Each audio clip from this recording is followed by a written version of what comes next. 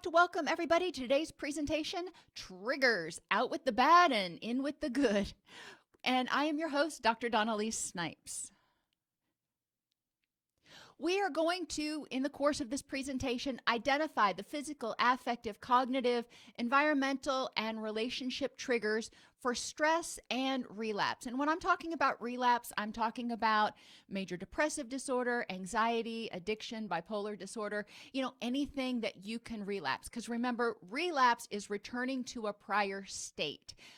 So we're going to look at triggers that may be going on during this crisis that might trigger relapse, ways to prevent and mitigate them, and things that people can do to remind themselves to do those prevention activities. And that'll seem clearer once we get there. Then we're going to finish up by switching focus from eliminating unpleasant triggers for addiction or mental health issues and adding triggers for health and recovery. Triggers are sights, including people, places, and things, sounds, smells, and situations that make you think about doing something or bring up a particular memory or emotion. Now, that can be good or it can be bad. Triggers can be positive. They may remind you to do things that are good for you or make you happy. Puppies. I love seeing puppies. They make me happy. They are triggers for happiness for me.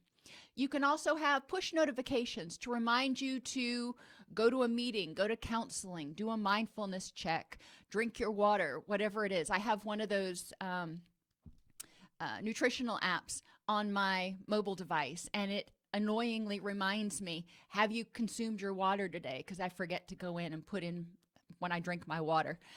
So there are different apps for just about anything if you want to get a lot of push notifications. Triggers can also be negative. They make you think about or want to do things that are not helpful for recovery, happiness, wellness. They can cause cravings and bring up memories of things from the past that are unpleasant. For people who are substance users, alcohol in the house, for example, can be a negative trigger. Knowing it's there can prompt thoughts and feelings and cravings.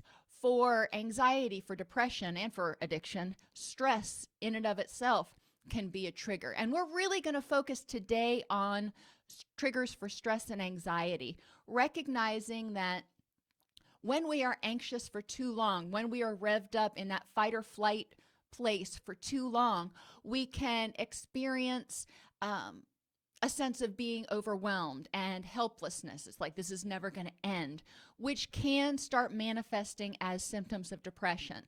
So anxiety and stress can trigger depression. It can trigger additional anxiety. It can trigger anger. It can trigger depression, addiction. There's a lot of stuff. So we're just going to try to deal with that little bugger today. During a crisis like the one we're going through right now, people are at risk for the development or resurgence of mental health issues because there are so many things that can trigger anxiety, anger, hopelessness, or helplessness. And we really want to help people dig down and recognize what's going on. And in true fashion, I created some more acronyms, mnemonic devices, whatever you want to call them, for you to use to help your clients remember things that they can do to help themselves stay as healthy and happy as possible given the current circumstance. And this is one of those beautiful examples, and I'm getting off on a tangent, I apologize, but it's one of those beautiful examples of what Hayes talks about in terms of living in the and in acceptance and commitment therapy. Hayes talks about the fact that we can't avoid pain. It's going to happen sometimes, but we can have a rich and meaningful life and experience problems at the same time. We can have anxiety and have a rich and meaningful life. That's really what we're going to be talking about a lot today, is living in the and, embracing the fact that there are some things that we have no control over right now, but there are other things that we can put our energy into in order to have the best possible quality of life that we can. The emotional valence can refer to the strength of a trigger, and research has shown that negative triggers and events are about 5 times stronger or have about 5 times more valence than positive ones. Well, think about it. If you are just bebopping along out there in the wilderness and you don't pay attention to, or, whatever, you don't notice a threat, that could really be a problem for your survival. If you don't notice a bunny rabbit, that doesn't affect you at all. So in terms of a survival perspective, it's definitely more important that we notice the threats that are out there. So our body, our brain does assign more weight to those things, more gravity to them, which means we have to work a little bit harder when there are stressful things, when there are negative triggers, to balance them out and also notice the positive.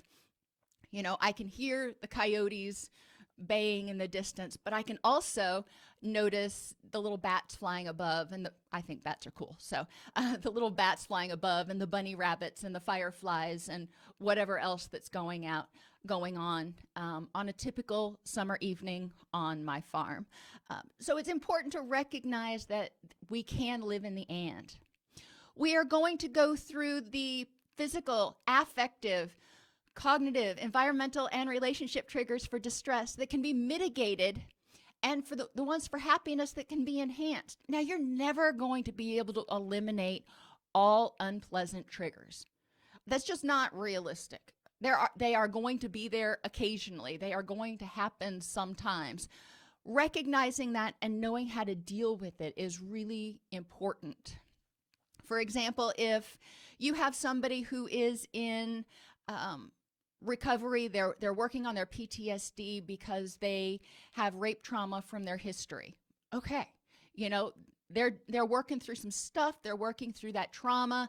They're feeling pretty good, and then they turn on the TV and there is a advertisement for a movie that is very triggering. Unless they don't ever turn on the TV, there is always the chance that a trigger is going to pop up. So if it does, making sure that people have a set of resources handy that they can use to tolerate that distress and to deal with that trigger. I did promise in the advertisement for this class that we would talk about individual and group activities. Now, with individual, you can talk about things one-on-one and just kind of do the same old, back and forth discussion. You can. In groups, I like to use games because I find people get very bored. I know I would get very bored just sitting there listening to somebody. So we've talked in the past before about the ABCs, going around the room and using the alphabet. The first person says something that starts with A, the next person says something that starts with B. So if you're talking about happiness triggers, what things can you do, can you add, can trigger happiness for you? So you go, apples, butterflies, cats, dogs, around the room like that, whatever it is that triggers it for them. That can be something you can do. It's really easy. You don't need any materials at all. Even adults can get into it if they want to. If you're doing it with kids, you can do the clapping game where they clap, clap, snap, clap, clap, snap, and they go around and say something rhythmically. So it doesn't necessarily have to follow the alphabet, but each person in the series has to say something when you get to the snap, so they don't have a lot of time to think, which can be fun. I haven't had that go over as a big hit with adults, but kids tend to like it a lot.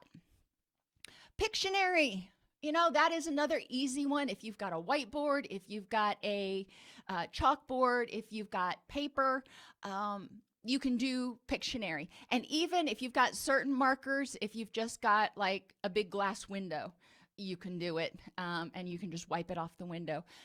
But it's easy to do Pictionary, and you can use Pictionary to have people act out, different triggers, different things that would trigger their anxiety, or different things that they could do to deal with their anxiety. Yeah.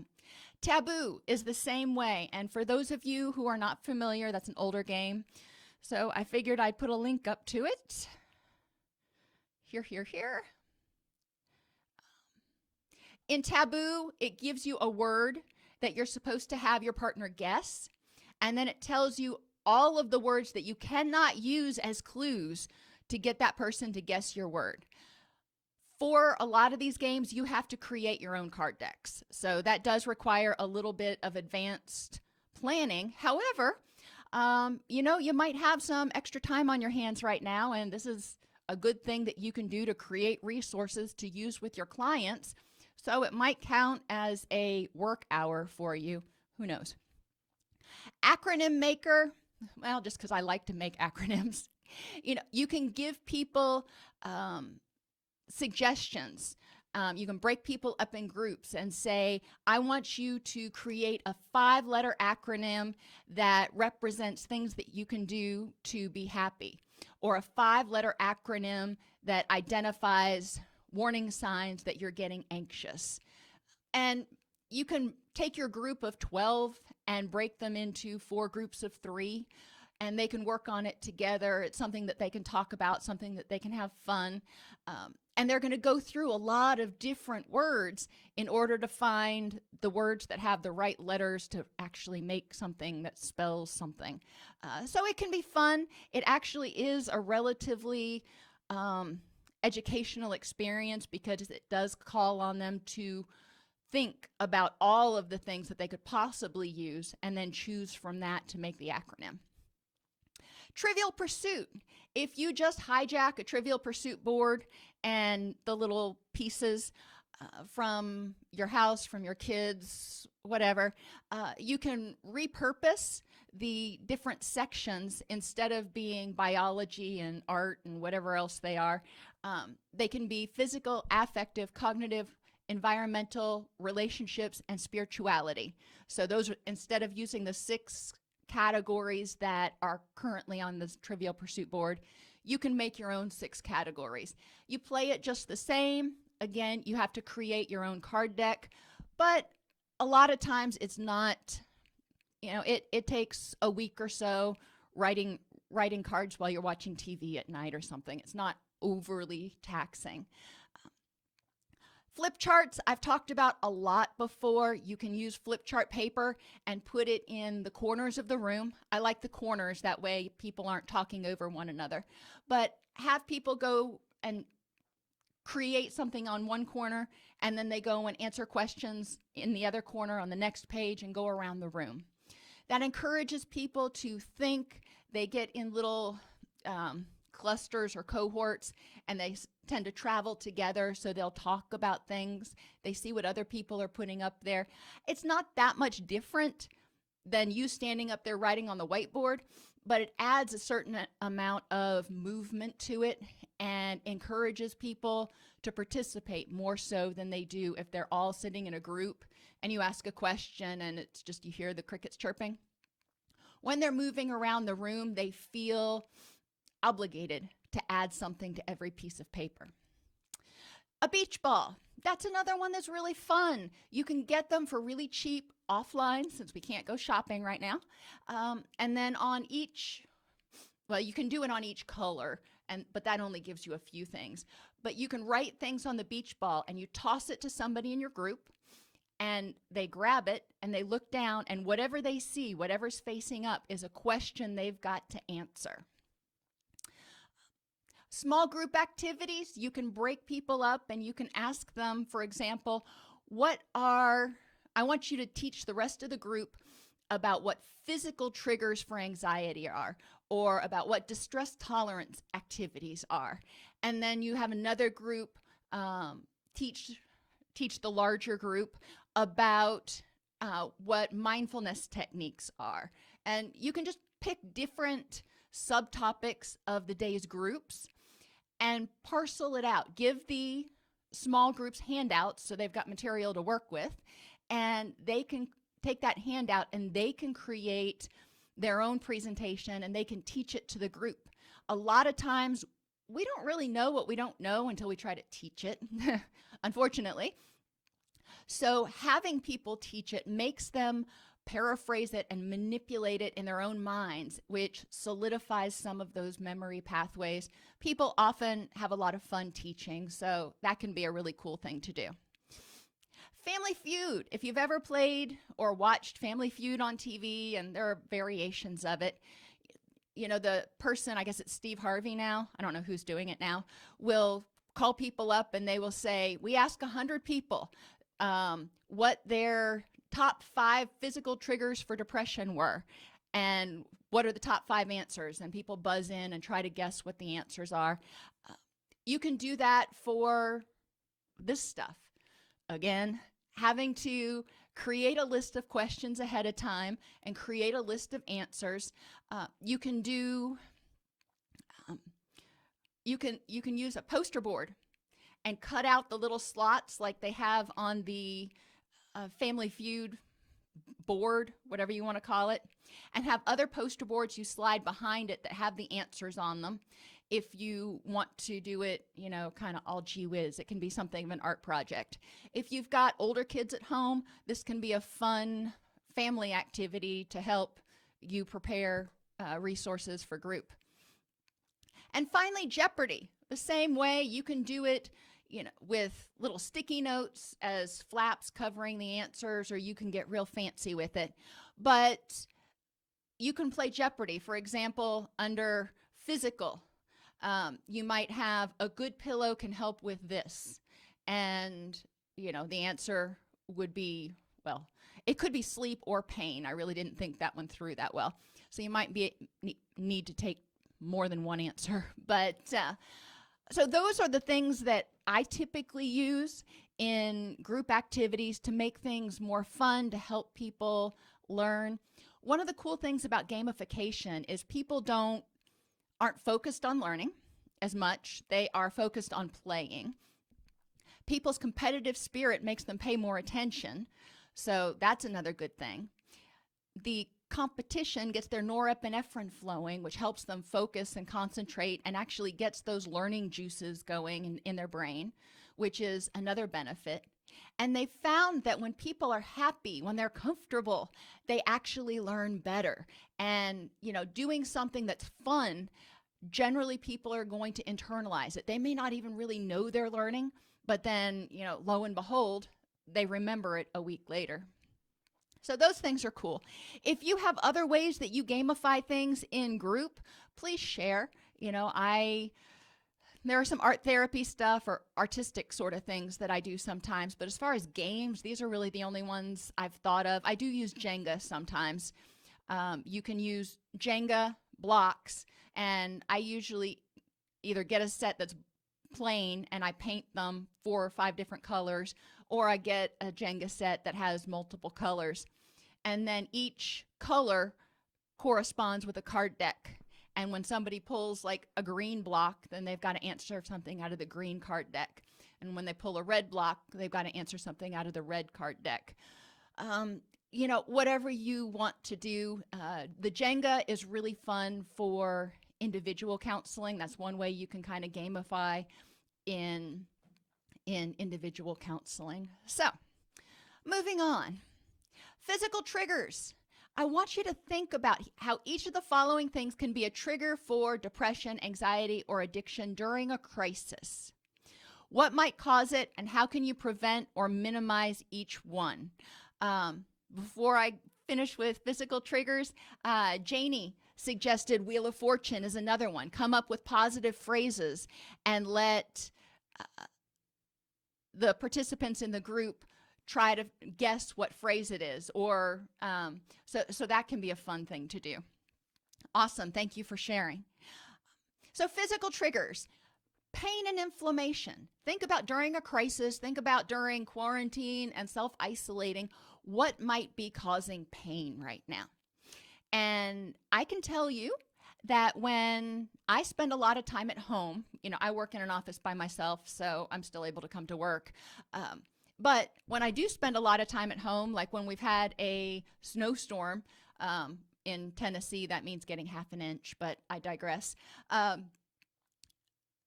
Sometimes we're stuck in the house for like a week before our road gets cleared.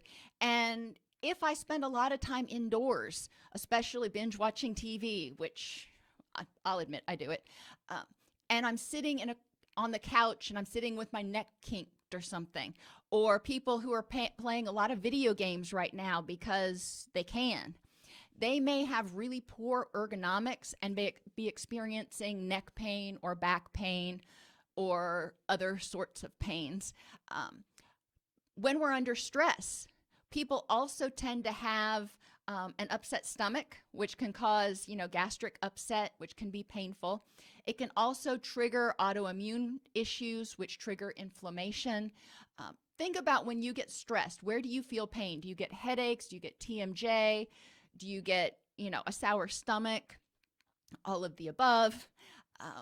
So it can be anything from physiological reactions to stress to, poor ergonomics from, not doing the same things that you usually do. Helping people recognize that pain can lead to frustration and can keep them from sleeping as well as they need to sleep, which can alter their circadian rhythms. We'll get down there in a minute. All of those things can contribute to anxiety and depression. There's a lot of research out there that has correlated the people's levels of depressive symptoms increase not in direct proportion, but they increase as their inflammation increases. As we have more systemic inflammation, we tend to have more depressive symptoms. Fatigue. When we are in a crisis, a lot of times our HPA axis is ramped up, and I'm going to bring hormones into this too. When our HPA axis is activated, cortisol is being secreted to prepare us for the fight or flee. Adrenaline's being dumped. Blood glucose is being dumped. Our hormones are being altered because our body says now is not the time to procreate. So it's altering our levels of estrogen and testosterone, etc. There's lots of stuff going on when we're stressed. And all of that can make us feel exhausted because it's sort of like sitting in a car and revving the engine. Just like the engine gets hot, if it keeps running, or, you start burning up the gas, you're burning up your own gas by being anxious and stressed out. Now, I'm not saying you're going to be able to stop being anxious and stressed out. That would be ideal, but a lot of times that's not totally realistic. But what we can do is address our fatigue and recognize that we may get fatigued easier right now because we are already somewhat exhausted. When our HPA axis is activated, when our body perceives a threat, which it does right now, our brains are saying, there's some really bad mojo going on, then we're also probably not sleeping as well, which means we're not getting that restorative sleep. Our brain is not clearing out the adenosine. So when we wake up, we still feel sleepy, or as they call it, sleep pressure, which I think is quite the little euphemism. We feel exhausted, and you kind of drag your happy butt out of bed and go, oh, I'm really not ready to be up. Recognizing that, thinking about what you can do, and we're going to go back over it in a second and talk about what we can do. Hunger can be a trigger for depression or anxiety, and specifically if we're not eating the right types of foods. If we are not eating a healthy diet, our body may not be getting the building blocks it needs to build the neurotransmitters and the hormones necessary for happiness and relaxation. Does that mean we can't have one of those off days? Of course not. But if you're going the next 30 days and you're eating like crap, then you're probably going to feel like crap. Your hormones, like I said, when the HPA axis is activated, are going to be altered.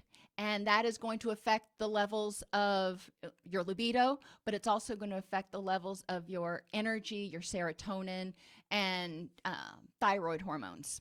So all of that can contribute to feelings of apathy and frustration. But we also have on top of that continued input that there's a threat, so that HPA axis stays activated, which means we're continually dumping more cortisol. So we feel anxious and exhausted at the same time, and it feels like a no-win situation. Sickness. Oh my gosh. I saw an article this morning when I woke up, and I recognized that it's out there, and that it's potentially a true article, that one of the first signs for people who get COVID-19 is diarrhea, Well, one of the first signs of people being stressed out is diarrhea. So we've got millions of people right now who are stressed out, experiencing GI distress. They read this article and they're like, oh my gosh. So being aware that certain symptoms, you can have a sore throat, you can have a runny nose, you can have a fever. There are a lot of things you can have and still not necessarily have COVID-19. And that's one of those things that's going to be important to help point out to people. Substance use can also trigger anxiety and depression when we drink. For example, initially it has a depressant effect, but as the alcohol leaves the body, it leaves the body faster than your brain can balance out with its own GABA. So a lot of times when people start sobering up, they have feelings of anxiety or even panic. And sleeping too much and altered circadian rhythms. We are supposed to have a spike in our cortisol first thing in the morning. That gets us excited to get out of bed, supposedly. And then it gradually declines through the rest of the day. But if we are sleeping at weird times, taking naps during the day, our body doesn't know when it's supposed to ramp up the cortisol and when it's supposed to let it go down. So we can have even more difficulty getting good quality sleep, which, guess what? Sleep deprivation increases your HPA axis activation, your stress response. So it's working against us. So what can we do to deal with these things? And if you're working with clients, encouraging them for each one of these things to go through and identify 3 things they can do. For pain, we are not physicians. Obviously, if they think it's something a doctor needs to see, then they need to see a doctor. But, reminding them to pay attention to their ergonomics, where they're sitting, pay attention to if they're tensing up. A lot of people, when they're stressed, tense up. I notice that I will grind my teeth, sometimes even when I'm like working on the computer. And I have to be aware of that and intentionally relax. So teaching them to do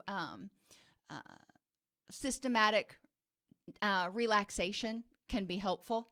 So relaxation techniques, being aware, stretching, good ergonomics, all of those things can help. And when we're at home, when we're out of our element, I talked to somebody today who was telling me that, they just started working from home.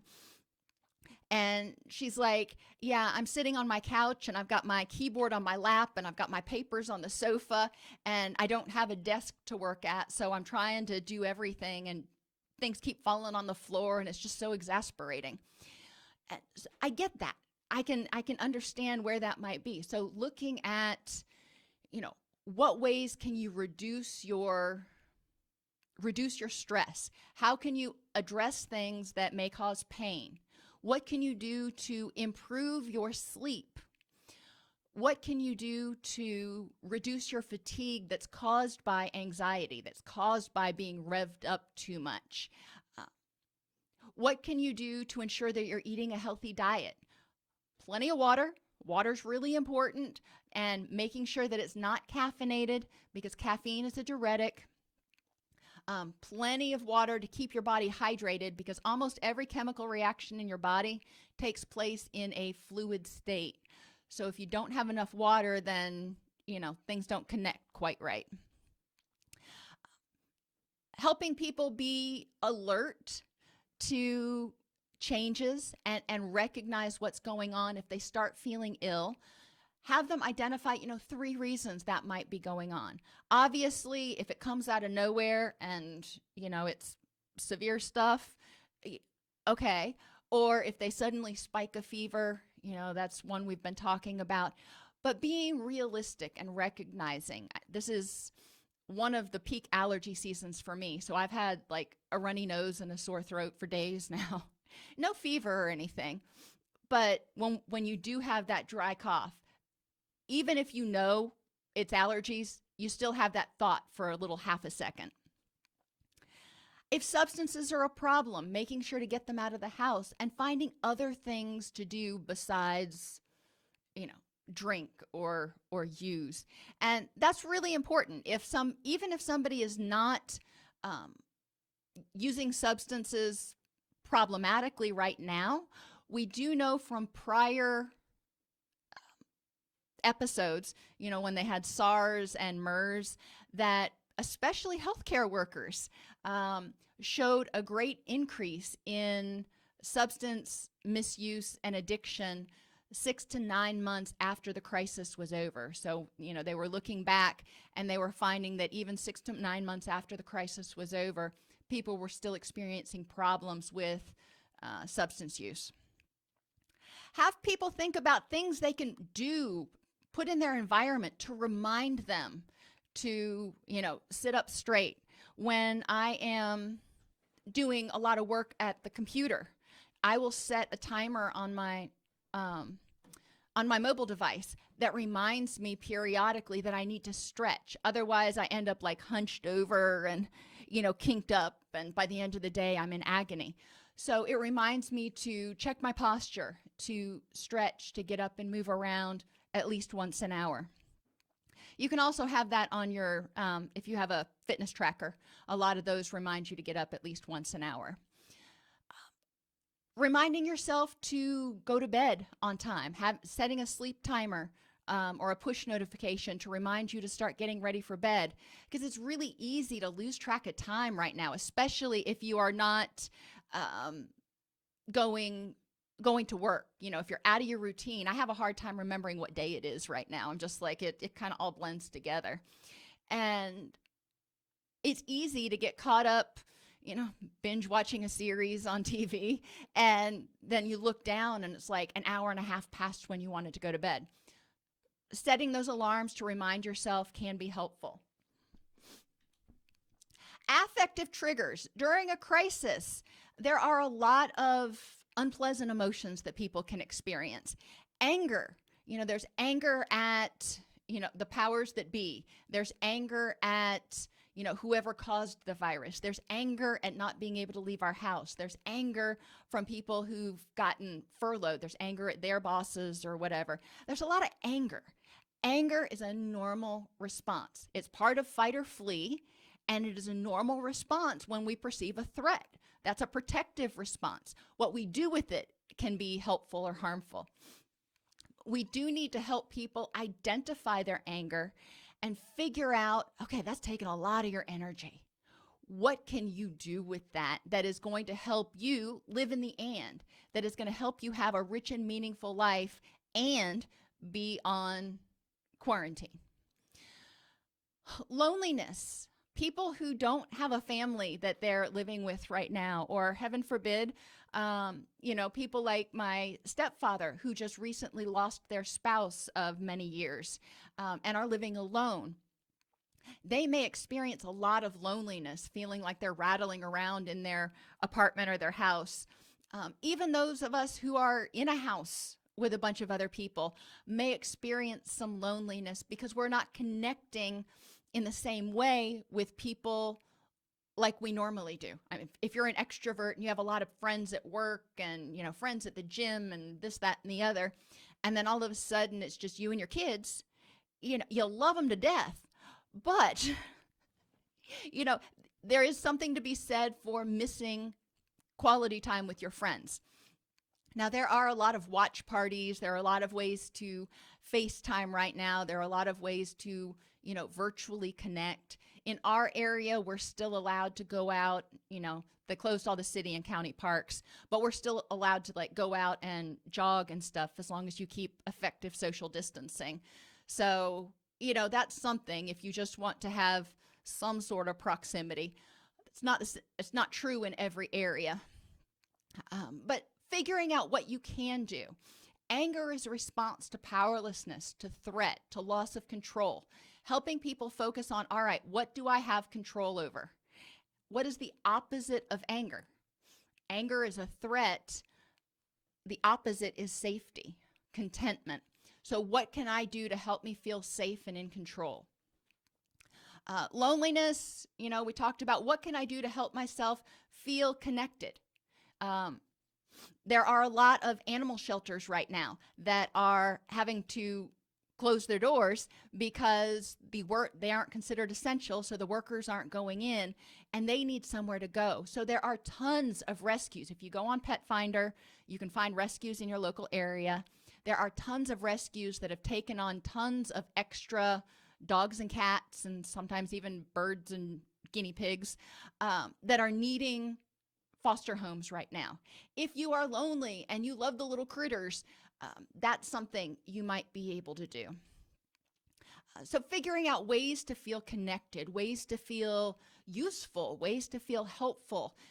If you are able to go up and pick up groceries for your elderly neighbor or something, even though you're not connecting, you're not going to get within 6 or 20 feet of each other or whatever, that may help you feel a little bit more connected because you're reaching out and sharing that human kindness. Hopelessness and helplessness. Oh my gosh. If you go online, and unfortunately right now I found that Fox News is one of the worst offenders. But if you go online and you are just bombarded with, death tolls and horrific images and this and that, and, there's no happiness there, it is extremely disempowering because you're like, well, what can I do? I don't feel empowered. Well, kind of goes along with anger, helping people identify where there's hope, recognizing the fact, in this particular case, that they do have some treatments that they are studying very closely, that they're having really good results with right now. Finding things to have hope about is also important. And in terms of helplessness, identifying things that they do have control over to keep themselves safe, yes, but also to help themselves be happy. There's more than just staying safe. There is more to life than just surviving this crisis. We want to enjoy it. We want to be able to look at the end of the day and go, hey, that was a decent day. Depression, is characterized by hopelessness and helplessness, that apathy, that blah, same thing. Help people figure out, what is causing them to feel hopeless and helpless and depressed, and what can they do about it?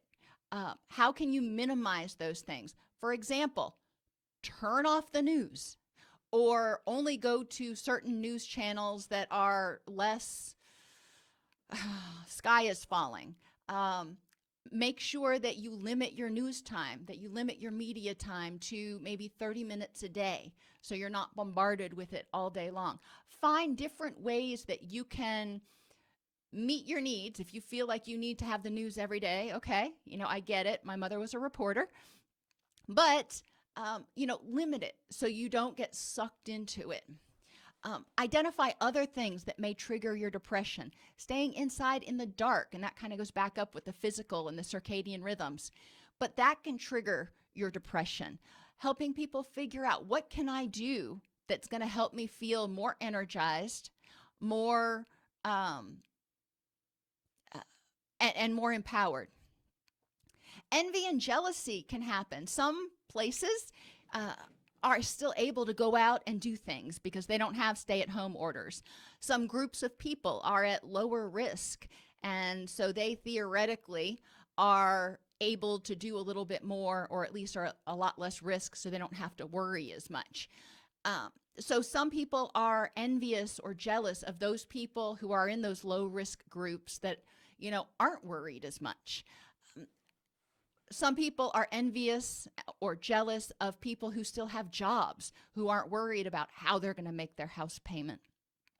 All of those are very realistic triggers right now, helping people identify, okay, what can I do to address this? Being angry at John because he still has a job isn't doing anything for me but reducing my immune system. When that HPA axis is elevated, our immune system is suppressed. So being anxious is doing nothing but putting me at greater risk. Guilt and grief are often also there. Some people may feel guilty that maybe they did something that put their family at risk, or heaven forbid, they brought coronavirus into their house. Some people may be experiencing grief right now because loved ones have died, because people they know have died, or just because people are dying. Some people may feel guilty because people are dying and they're not, and they're sitting at home. Well, yes, we're sitting at home because we've got stay-at-home orders. There are only certain people that are supposed to be going out. But sometimes it's hard to deal with that guilt, and helping people recognize realistically, and we're going to get to those thoughts in a minute, what they can do about it. Dealing with affective triggers a lot of times boils down to distress tolerance skills, like Linehan identified, encouraging them to get involved in activities, to push away negative thoughts, to create the opposite emotion, to use sensations in order to shock themselves for a second, splash cold water on your face in order to, get out of that emotion stew and more into your logical mind. Encourage people, if they're feeling lonely, what can they do? Can they call a friend? Can they do FaceTime? Can they text with somebody? What is it that they can do? If they are feeling depressed and hopeless, have them identify 5 things that they are hopeful about, or 5 things that they are currently grateful for, in proportion to one trigger, so they can start balancing those things out. Cognitively, there are a lot of thoughts that we're having right now, especially because the news keeps changing and we don't have all the answers right now. And so many people are feeling completely powerless. They're thinking they can control nothing. Reminding them to take stock of what they do have control over. What can they control right now? And all or nothing thinking. Everybody is going to get this, for example, is an example of all thinking. Have them find exceptions, or everybody who gets this dies. I just read an article earlier today. There's been a 103-year-old person and a 105-year-old person, I think, that have both gotten COVID-19 and survived. So even being over 100, they were able to survive. And that's a pretty high-risk group there. So there is no everybody in this group or nobody in this group, because we've also seen younger people succumb to the illness. It's important to recognize the exceptions. Personalization. Sometimes we take it personally. I'll use that illness example again. We went out grocery shopping because it was time. We were out of the perishables, and it was shortly after that we started feeling like we had a scratchy throat. My husband and I both went together. And both of us knew that this is allergy season for us, so we were pretty sure that it was allergies. But there was that initial, personalization and feeling of guilt, like, oh my gosh, I hope I didn't bring this home. This would be my fault, and I would feel terrible. And, you can go down to, catastrophizing really easily right now. Look for other explanations. For us, it was easy to go, oh, it is elm pollen season. Lucky for us. But that is important.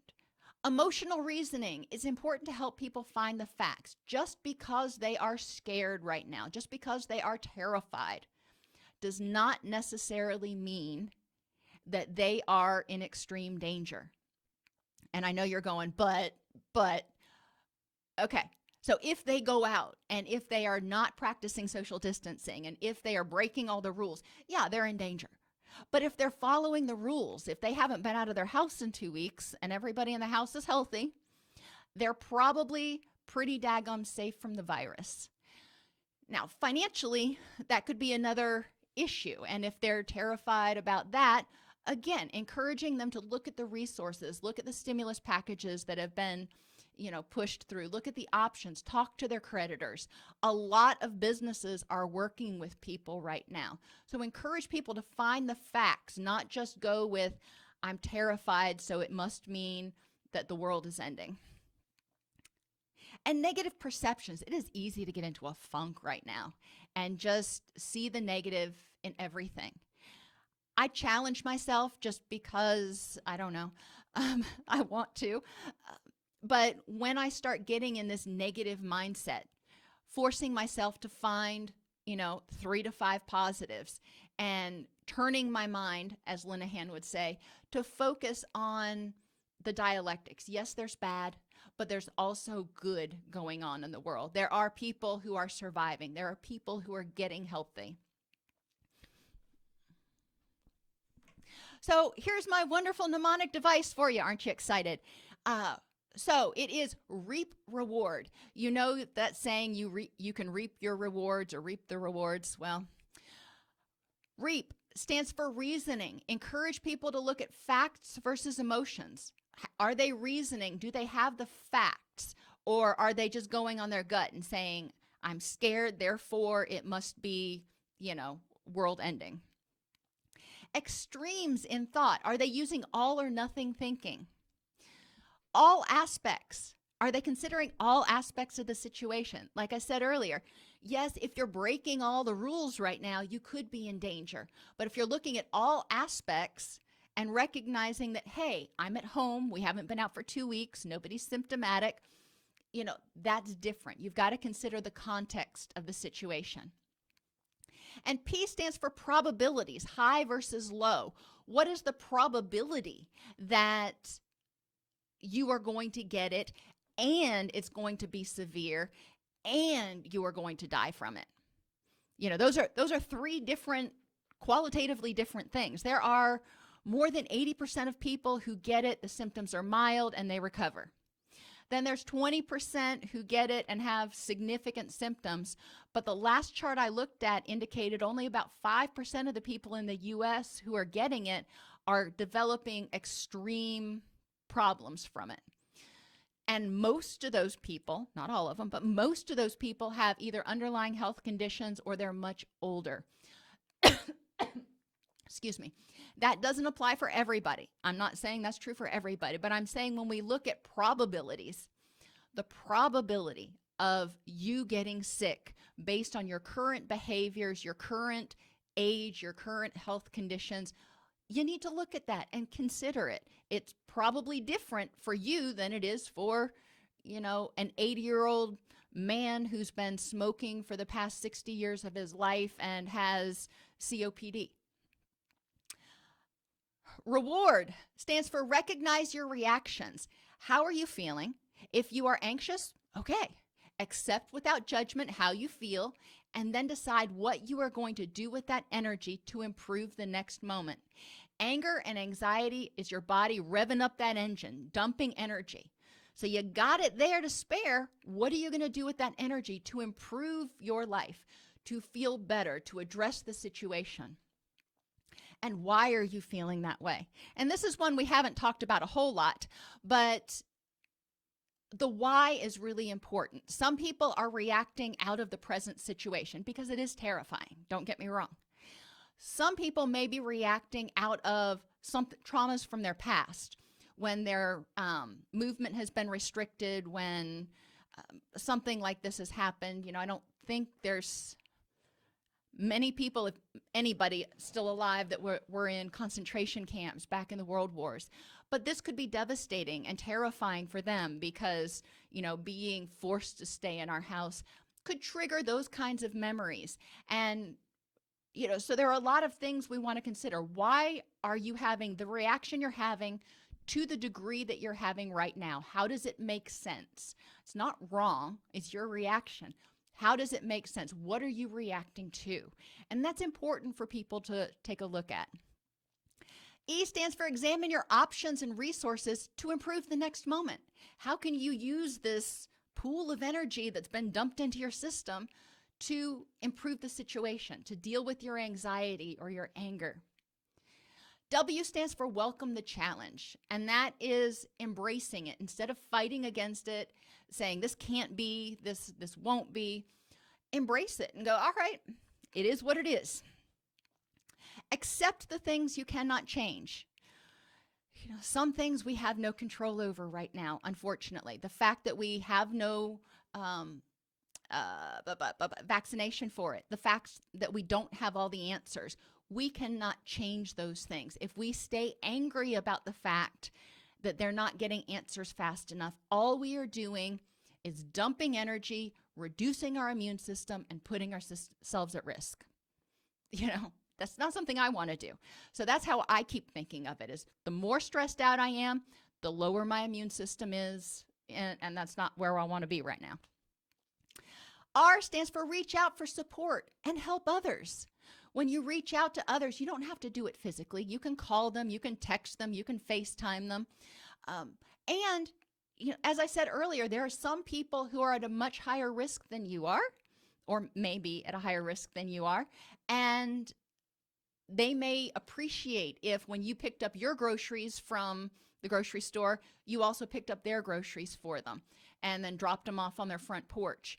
Likewise, if you are not able to go out because you're in high risk, a lot of people, it makes their heart feel good to be able to help. They want to help. They just don't know what to do. So ask. A lot of times people are grateful for the opportunity to help people.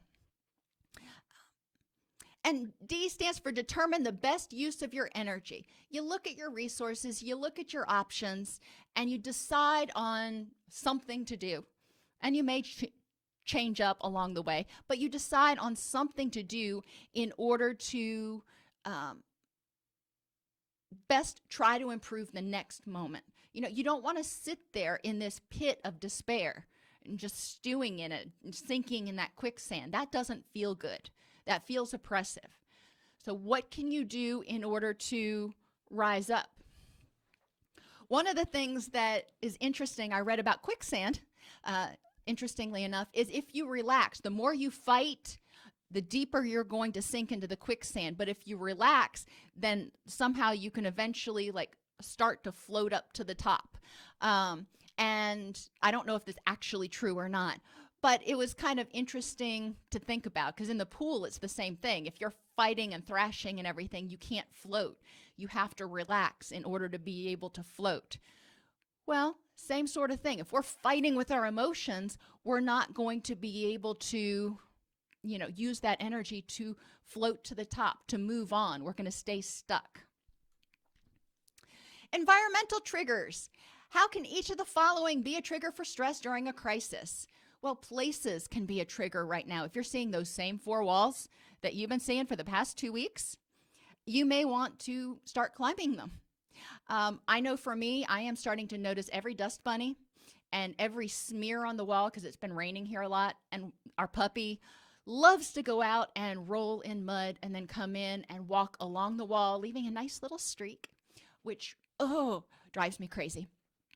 So, there are a lot of stress triggers for me just because I tend to be a little OCD sometimes that in places. And I have to recognize right now that trying to keep my house clean with a puppy and mud and quarantine is like trying to brush my teeth and eat Oreos at the same time.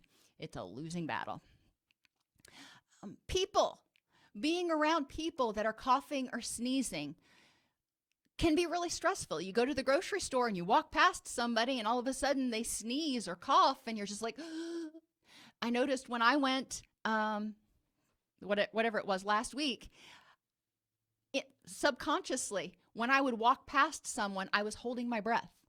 And I'm really not all that stressed out about it. So I can only imagine people who are super stressed out or who are at high risk, what they're feeling like. But people can be triggers for anxiety. Remembering that sometimes a cough is just a cough. Sights can trigger fear and panic and anxiety. If you see more and more people walking around with masks, if you turn on the media, looking at billboards, watching commercials, or you see a hearse go by, any of those things, I'm sure there's lots of others, can trigger anxiety because it makes you think about how bad it could possibly get. I couldn't think of any smells that might be triggering during this crisis. I'm sure there are some. Sounds are another one. Sirens, if you hear, ambulance sirens. It can make you think that, oh my gosh, somebody else may have gotten COVID. Or a lot of the news stations now are playing this ominous music before they, start their broadcast or whatever. And I just hate that. I'm like, I don't like watching horror movies to begin with. I don't need to see this stuff. And relationship triggers. Thinking about how low self-esteem, rejection, isolation, friends and family who are not with you and friends and family who are with you could trigger anxiety. So we're just going to kind of go through these real quickly because I know we're running short on time. Low self-esteem. If you don't feel good about yourself and you're needing other people's approval, a lot of people, not everybody, but a lot of people are stuck in their own head right now. So they are not thinking about saying please and thank you. They are not thinking about giving kudos or gratitude. They may not be thinking about giving approval. And since a lot of us, if you're at home with the same people day in and day out, may be getting a little bit edgy. So there may be more irritability, which some people with low self-esteem can feel that as rejection. And that can trigger a lot of anxiety, which goes along with those abandonment fears where you may fear that people are going to get angry with you or they're whatever. Isolation. Some people may feel like they're completely isolated right now and the people that they love are not going to come back and they're stuck in the moment that they're in. For other people, isolation and being home a lot can also be a huge trigger because they don't have much to do, so they have more time to think. And the more they think, the more they get into their own head and the more they overthink. And they start having paranoid thoughts. They start, questioning everything, or they start having thoughts about things that they try to avoid, which is why they stay busy so much. So there's a lot that happens when people slow down. Some of us are worried about friends and family that are not with us right now because, we're concerned. We know that if they were in the same household, we might be able to exert more influence to get them to stay home or not wash their hands more or whatever. But since they are where they are, we're worried. We've got family down in one of the areas of South Florida that is hardest hit, and I worry about them. There's nothing I can do about it besides, call or text, but I worry. And then there are triggers for anxiety and depression and anger among the friends and family that are with you. No matter how well adjusted you are, being in close quarters with one another in highly stressful situations can, make you start grating on each other's nerves. And it's important to recognize what you need. If you need quiet time, if you need space, find a place to get space. If you need to, I remember when my kids were little, I would just go into the bathroom and I would shut the door. I'm like, okay, mommy's on the potty, and, then they would sit and wait. If I was in the bath, that was, they didn't really care much about that, but they wouldn't come in when I was on the potty. So that was my key for getting some quiet time. Probably shouldn't have told you guys that, but whatever. We need to remember to practice gratitude and take a breath and remember that everybody in our family is kind of on their very last nerve right now, potentially, and that the little kids are picking it up from us. If we are stressed out, they're picking up that something's wrong, so they feel stressed out, so they may be acting out more.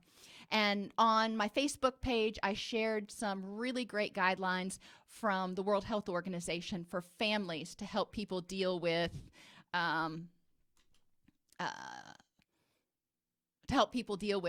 quarantine during COVID-19. So we are out of time, so I'm not going to go through the last half of the presentation, but that's okay. You have plenty to pass your quiz. It's not that hard.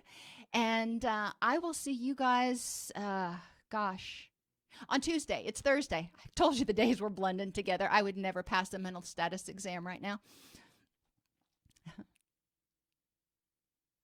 Oh, yeah.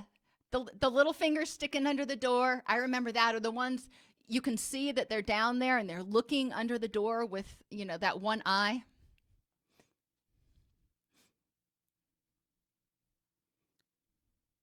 And do remind people to go online and look for those of you who are in the US, go online and look for things like rental assistance, credit card debt forgiveness, COVID-19 resources. There are a lot of things out there that are available to help people deal with their financial concerns right now, as well as their mental health concerns. So everybody, stay well, stay safe.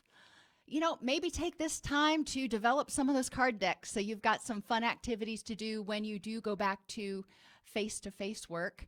And I will see you on Tuesday.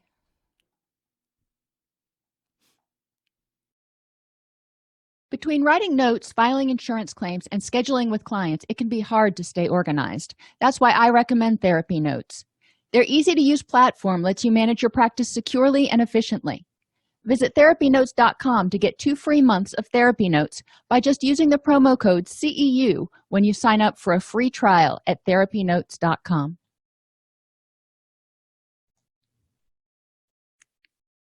If this podcast helps you help your clients or yourself, please support us by purchasing your CEUs at allceus.com or getting your agency to sponsor an episode. A direct link to the on-demand CEUs for this podcast is at allceus.com/podcast CEUs. That's allceus.com/podcast CEUs. To sponsor an episode of Counselor Toolbox and reach over 50,000 clinicians per week, go to allceus.com/sponsor. Thank you.